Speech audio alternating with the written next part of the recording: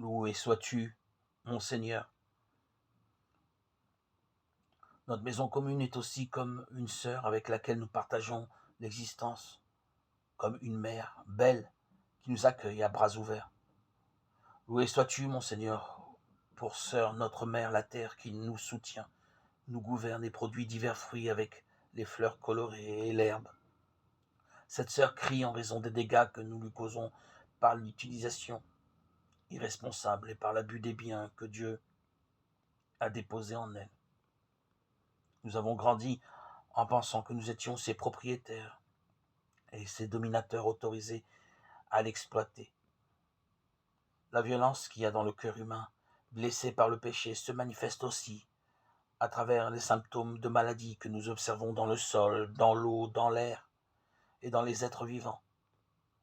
C'est pourquoi, parmi les pauvres les plus abandonnés et maltraités se trouve notre terre opprimée et dévastée qui gémit en travail d'enfantement. Romains 8, 22. Nous oublions que nous-mêmes nous sommes poussière, Genèse 2, 7. Notre corps est constitué d'éléments de la planète. Son air nous donne le souffle et son eau nous vivifie, comme elle nous restaure. La problématique écologique est une conséquence dramatique de l'activité sans contrôle de l'être humain. Par une exploitation inconsidérée de la nature, l'être humain risque de la détruire et d'être à son tour la victime de cette dégradation. Les retombées de la civilisation industrielle risquent de conduire à une véritable catastrophe écologique.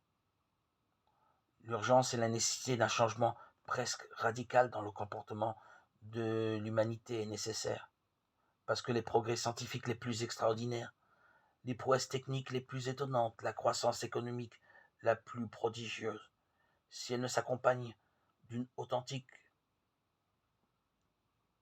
volonté de progrès social et moral, se retournera en définitive contre l'homme lui-même.